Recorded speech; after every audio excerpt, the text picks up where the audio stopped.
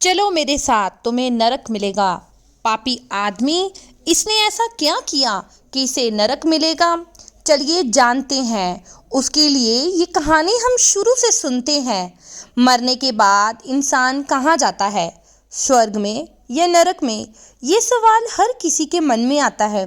कहते हैं अच्छे कर्म इंसान को स्वर्ग तक ले जाते हैं और बुरे कर्म नरक तक।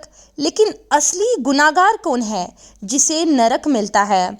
इसका सच आज पता चलेगा। यकीन मानो, ये बात आपको सोचने पर मजबूर कर देगी, इसलिए वीडियो के अंत तक बने रहें। रात गहरी थी। अचानक से आसमान गड़गड़ाता है, धरती कांप उठती है और ये है यमलोक की अदालत, जहां इंसानियत का सबसे बड़ा मुकदमा शुरू होने वाला है। हजारों आत्माएं जमा थी, लेकिन सन्नाटा ऐसा कि जैसे सबकी सांसें थम गई हों। सिंहासन पर बैठे यमराज गरजते हैं। आज तय होगा कि नरक का असली हकदार कौन है। आत्माएं एक दूसरे की ओर देखती हैं। कोई अपना पाप याद कर कांप रहा है, कोई अपने मन में प्रार्थना कर रहा है उसका नाम ना पुकारा जाए। लेकिन यहाँ कोई बच नहीं सकता। यमराज डंडा उठाकर आदेश देते हैं, पहला दोषी पेश करो। भीड़ में फुसफुसाहट उठती है। कौन होगा पहला? चोर, कातिल या कोई और? सबकी आंखें दरवाजे पर टिक जाती हैं। दरवाजा खुलता है। जंजीरों में बंधा पहला दोषी सबके सामने आता है। वो है एक चोर।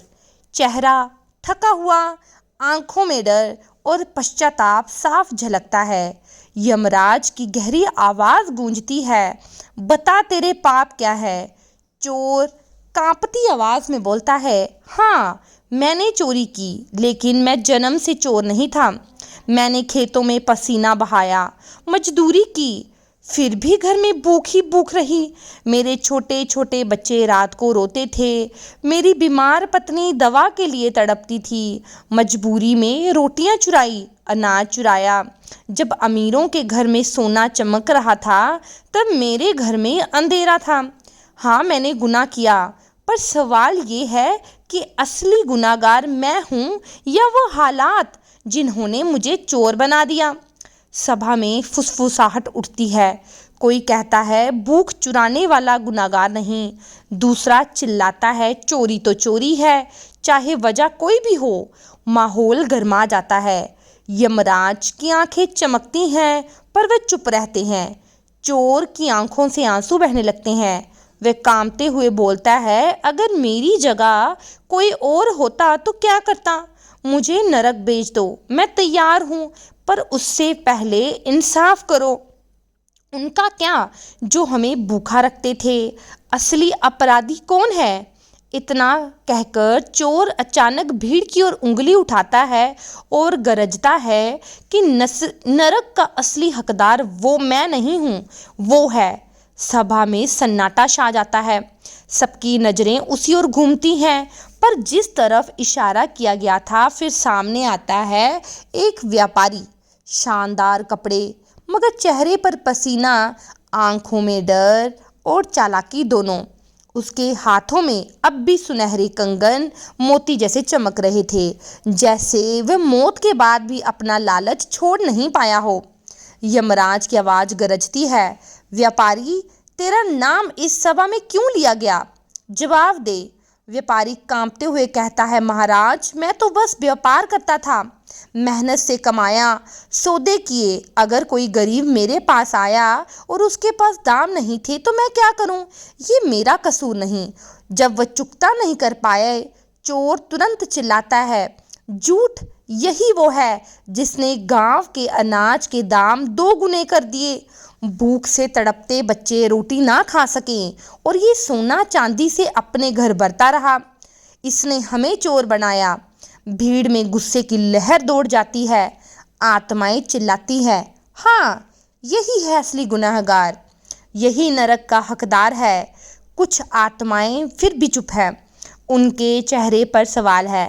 व्यापारी पसीना पोंछते हुए बोलता है, मैंने किसी से कोई जबरदस्ती नहीं की। व्यापार नियमों से चलता है। दाम बढ़ाना गुनाह कब से हो गया? अगर मैंने मुनाफा कमाया तो इसमें बुराई क्या है? सभा खामोश हो जाती है। सबकी निगाहें यमराज पर है। उनकी आंखें चमक रही हैं, मगर होंठ अब भी बंद। ऐसा लग रहा है मानो वो व्यापारी को खुद बोलने का पूरा मौका देना चाहते हैं। व्यापारी अचानक ऊंची आवाज में बोल उठता है, अगर लालच गुनाह है तो फिर पूरे संसार में हर कोई दोषी है। इंसान बिना चाहत के जी सकता है क्या? फिर मुझे ही नरक का हकदार क्यों ठहराया जाए? माहौल फिर से गर्म हो जाता है। तभी यमराज उठते हैं और गहरी आवाज में कहते हैं, तेरे सवाल का जवाब तुझे मिलेगा, लेकिन उससे पहले अगला दोषी पेश किया जाए। सभा में सन्नाटा छा जाता है। सबकी नजरें दरवाजे की ओर टिक जाती हैं। दरवाजा एक बार फिर धीरे धीरे खुलता है। भीतर से निकलता है एक कातिल। उसका चेहरा सख्त है, आंखें लाल, जैसे अब भी उसने खून की परछाई हो। उसके कपड़ों पर धब्बे हैं, मानो मौत तक उसका पीछा नहीं छोड़ पाई। भीड़ में सनसनी दौड़ जाती है। कोई चूठ, कोई चीख उठता है, यही है जिसने दर्जनों को मारा। दूसरा बोलता है, इसकी बेरहमी से पूरा गांव कांपता था। यमराज गरजते हैं, कातिल, तेरे पापों का हिसाब होगा। बता, क्यों किया तूने इतने खून? कातिल हंसता है, एक डरावनी हंसी, और बोलता, हाँ, मैंने खून किया। तलवार से कई को काट डाला, पर मैं जन्म से कातिल नहीं था। मुझे धक्का दिया गया, मुझे धोखा दिया गया। मेरे परिवार को मेरी आंखों के सामने मारा गया। मेरी माँ को तड़प तड़प कर मरते देखा मैंने। उस दिन से मेरे अंदर सिर्फ नफरत बची थी। मैंने कसम खाई, जो भी मुझे धोखा देगा मैं उसकी सांसें छीन लूँगा। सभा फिर से खामोश हो गई।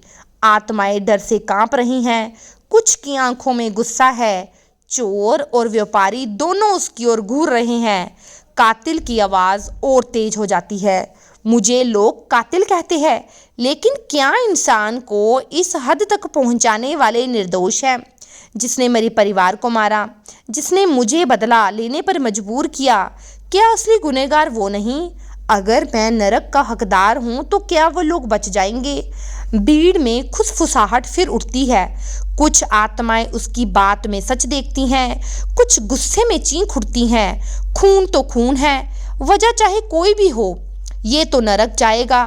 कातिल हंसता है और यमराज जी की तरफ देखता है। मुझे नरक भेज दो, मैं तैयार हूँ, लेकिन याद रखना, मेरे जैसे लोग पैदा हालात से होते हैं। अगर हालात गुनहगार हैं तो असली नरक के हकदार वो हैं जिन्होंने हालात बनाए। यमराज फिर चुप हो जाते हैं। उनकी आंखें बंद हैं, मानो वह हर आत्मा की गवाही अपने भीतर सुन रही हूँ। सभा का माहौल और भारी हो जाता है। फिर यमराज धीरे से डंडा उठाते हैं और आदेश देते हैं, अगला दोषी पेश किया जाए।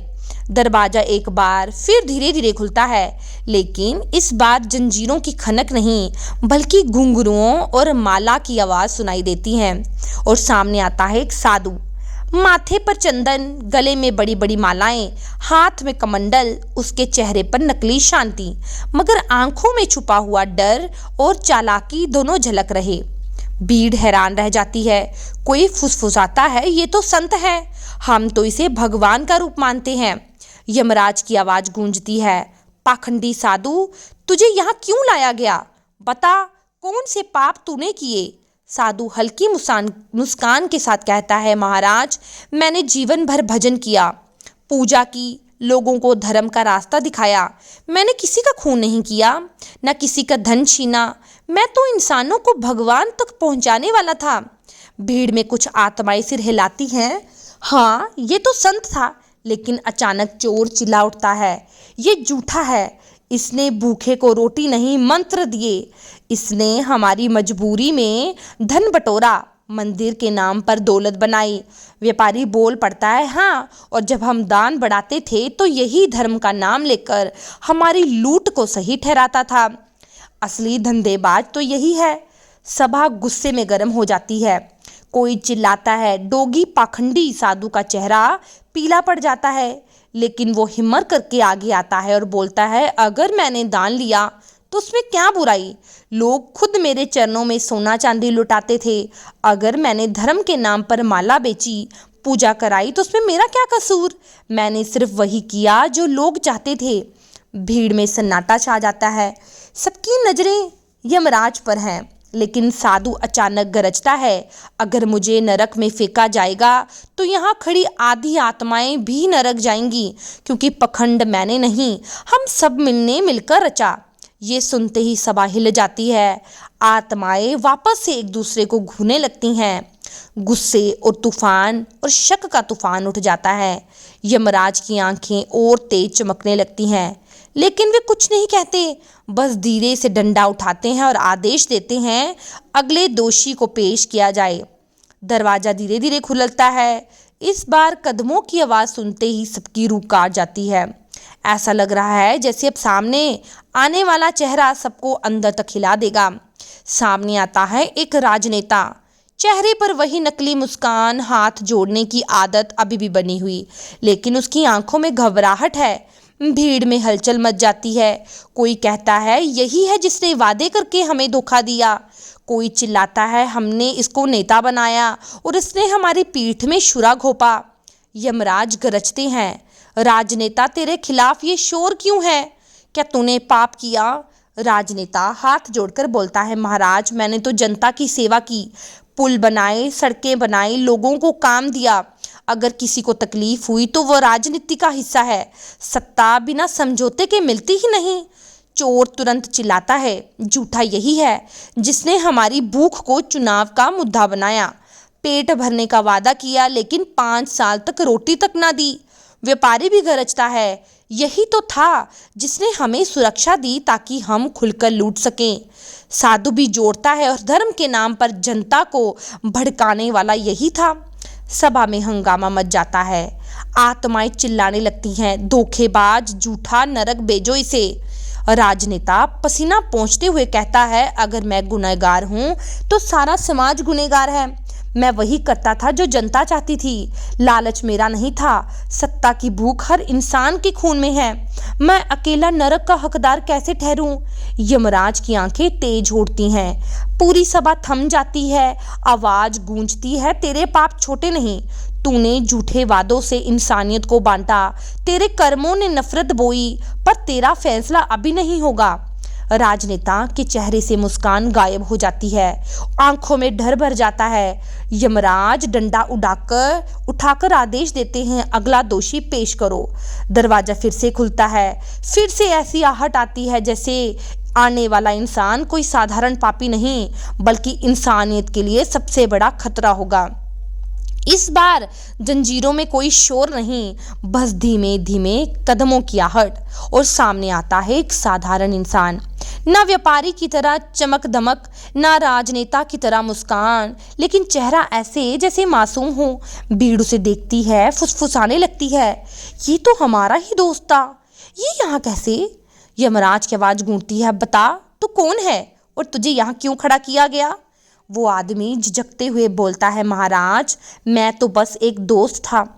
मैंने कभी खून नहीं किया, न चोरी की, न छल किया। अचानक पीछे से कातिल गरजता है, झूठा है ये, सबसे बड़ा खून इसी ने किया। इसने हमें धोखा दिया। मैंने जिन पर भरोसा किया उसी ने पीठ में छुरा घोंपा। चोर भी बोल उठता है, हाँ मेरे सबसे कठिन समय में जब मैंने रोटी मांगी तो इसने मेरे घर का दरवाजा बंद कर दिया। व्यापारी चिल्लाता है, जब मैंने इसे मदद की पेशकश की तो इसने ही मेरी जानकारी दुश्मनों तक पहुंचाई। भीड़ में गुस्से की लहर दौड़ पड़ती है। सब चिल्लाने लगते हैं, धोखेबाज, ये दोस्त नहीं ये दुश्मन है। वो आदमी कांपता है, जोर से कहता है, मैंने जो किया वो मजबूरी थी। मैंने धोखा नहीं दिया, मैंने खुद को बचाया। जब हालात ने मुझे घेरा तो मैंने अपनी जान चुनी। और बताओ, इंसान अपनी जान बचाने के लिए अगर एक दोस्त का भरोसा तोड़ दे तो क्या वह नरक का हकदार बन जाता है? सभा में सन्नाटा छा गया। आत्माएं गुस्से और हैरानी से देखने लगी। यमराज की आंखें चमक जाती हैं। फिर वह आदमी चिल्लाता है, अगर मैं नरक का हकदार हूँ तो इंसानियत का हर रिश्ता झूठा है, क्योंकि हर दोस्ती किसी ना किसी दिन टूटती है। मुझे मत देखो, खुद को देखो, हर कोई कहीं ना कहीं धोखेबाज है। ये सुनते ही सभा में हड़कंप मच जाता है। आत्माएं आपस में बहस करने लगती हैं। क्या सचमुच हर रिश्ता छल है? यमराज चुपचाप आंखें बंद कर लेते हैं, माने पूरी सभा की आत्माओं का दर्द सुन रही हूँ। फिर उनकी आवाज गूंजती है, अभी फैसला बाकी है, अगला दोषी पेश करो। दरवाजा फिर खुलता है। फिर भीतर से एक ऐसी चूक सुनाई देती है जिससे पूरी सभा का रूह कांप उठता है। पर लगता है असली खेल अब शुरू होगा। दरवाजा धीरे धीरे खुलता है। इस बार भीतर से एक जवान लड़का बाहर आता है। चेहरा घमंडी है, आंखों में कोई पश्चाताप नहीं, चाल में अकड़ है, मानो मौत भी उसे झुका नहीं पाई।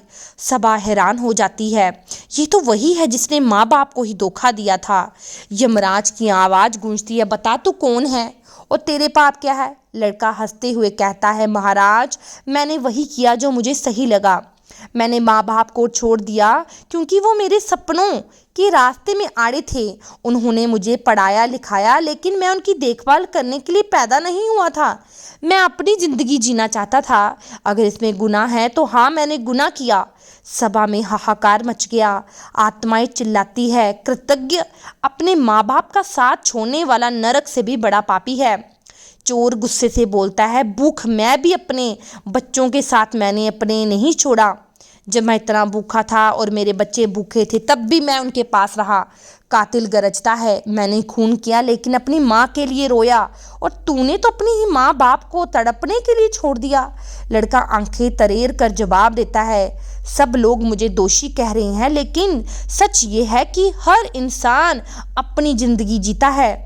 माँ बाप को भगवान मानना सिर्फ कहने की बात है। जब अपनी इच्छा हावी हो जाती है तो सब रिश्ते पीछे छूट जाते हैं। मैंने वही किया जो कई लोग करना चाहते हैं, लेकिन डर के कारण नहीं कर पाते। सभा में सन्नाटा छा गया। आत्माएं कांप जाती हैं। कई आत्माओं के चेहरे पर पछतावे की झलक है, जैसे उन्हें अपने ही जीवन की गलतियां याद आ गई। यमराज की आंखें आग की तरह चमकती हैं और वे गरजते हैं, माँ बाप का अपमान करने वाला, उनका साथ छोड़ने वाला इंसानियत का सबसे बड़ा गुनहगार है।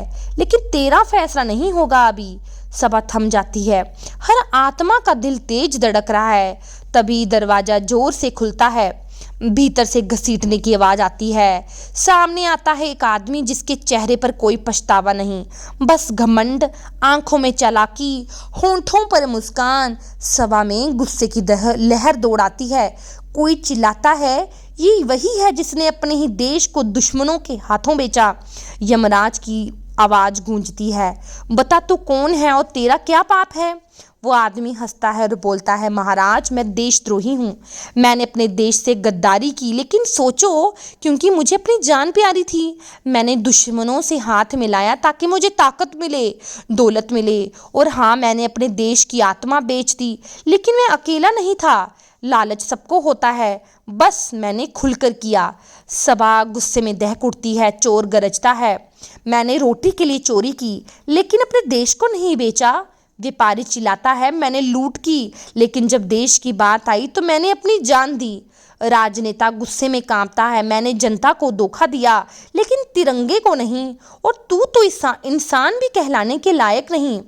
भीड़ से आत्माएं चिल्लाने लगती हैं, गद्दार गद्दार, इसे सीधा नरक भेजो, नरक की खाई में फेंको। देशद्रोही मुस्कुराता है और कहता है, तुम सब मुझे दोष दे रहे हो, लेकिन सच ये है कि इंसान का असली चेहरा गद्दारी ही है।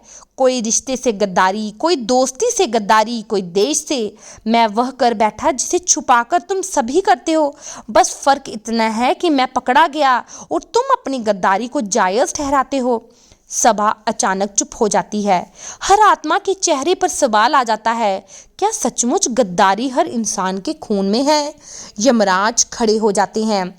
उनके स्वर गड़गड़ाहट की तरह गूंजता है। देशद्रोह इंसानियत का सबसे बड़ा कलंक है। अपने देश से धोखा देने वाले की नरक में सबसे गहरी अंधेरी आग में जलना होगा। लेकिन तेरा भी फैसला बाकी है। सबकी सांसें थम जाती हैं। सबकी नजरें दरवाजे पर जाती हैं। दरवाजा धीरे धीरे खोलता है, लेकिन इस बार कोई कैदी नहीं निकलता। ना जंजीरें बजती हैं, ना कदमों की आहट। सभा में हैरानी हो जाती है। तभी यमराज की तेज आवाज गूंजती है, तुम क्या सोच रहे हो कि अब कोई पापी सामने आएगा? लेकिन सच ये है कि आखिरी दोष कोई और नहीं, तुम सब हो। सभा हैरान रह जाती हैं, आत्माएं कांपने लगती हैं। यमराज कहने लगते हैं, चोर ने चोरी की, कातिल ने खून, व्यापारी ने लूट की, साधु ने पाखंड, राजनेता ने झूठ बोला, दोस्त ने धोखा दिया, बेटा माँ बाप को छोड़ गया, देशद्रोही ने गद्दारी। लेकिन ये सब अकेले हुए नहीं, ये पाप उस समाज की वजह से हुए जिसने इन्हें बढ़ाया। चोरी भूख से पैदा हुई, लूट लालच से, पाखंड आस्था की अंधी दौड़ से, झूठ जनता की उम्मीद से, गद्दारी डर से। यानी असली दोषी इंसानियत खुद है। सभा में चीख पुकार मच जाती है। आत्माएं चिल्लाने लगती हैं, नहीं हम निर्दोष हैं, हमें मत दोष दो। यमराज गरजते हैं, निर्दोष? अगर तुम सब निर्दोष हो तो ये पाप पैदा ही नहीं होता। नरक का असली हकदार कोई एक चेहरा नहीं, बल्कि वो इंसान है जो अपने विवेक को मारकर चुप रहता है, जो गलत देखकर चुप है, वही नरक का दरवाजा खोलता है। सभा पूरी तरह सन्नाटे में डूब जाती है। आत्माओं के चेहरे पर डर रह जाता है, जैसे भीतर छुपा पाप अचानक सामने आ गया। यमराज डंडा उठाते हैं और अंतिम शब्द कहते हैं, नरक का असली हकदार इंसान की आत्मा खुद है, क्योंकि जब तक इंसान अपने भीतर के पाप को नहीं मारेगा तब तक नरक उसी का इंतजार करेगा। अब फैसला सुनाया जाता है, नरक चोर को नरक की आग में फेंका जाए, जहां भूख कभी नहीं मिटेगी। कातिल को उन्हीं चिता चीखें सताएगी जिसका खून उसने बहाया। व्यापारी, तुझे उस दलदल में डुबोया जाएगा जहां लालच तुझे घसीट कर ले जाएगा। पाखंडी साधु, तुझे उस अंधेरे में बांधा जाएगा जहां तेरे झूठे मंत्र हमेशा गूंजते रहेंगे। राजनेता, तुझे उसी भीड़ की गलियों में झोंका जाएगा जहां तूने छल से जीता था। धोखेबाज दोस्त, तुझे उन जंजीरों में जकड़ा जाएगा जो हर रिश्ते को तोड़कर बनाई गई। अकृत बेटा, तुझे उस दर्द में जलाया जाएगा जो तेरे माँ बाप ने तुझे छोड़ने के बाद सहा। देशद्रोही, तुझे नरक की सबसे गहरी गहराई में, खाई में फेंका जाएगा जहां आग भी तुझसे नफरत करेगी। सभा गूंज उठती है, आत्माएं डर जाती हैं और नरक हर उस इंसान का इंतजार करता है जो अपने भीतर पापों को पालता है। चोरी, हत्या, लालच, पाखंड, धोखा नरक के दरवाजे खोलते हैं। दया, ईमानदारी, सेवा, माता पिता का सम्मान और ये देश प्रेम, ये है स्वर्ग के रास्ते। फैसला आपके हाथ है, आप कौन सा रास्ता चुनेंगे ये तुम सब पर निर्भर करता है। तो आज की कहानी आप सबको कैसी लगी मुझे कमेंट सेक्शन में ज़रूर बताइएगा। धन्यवाद।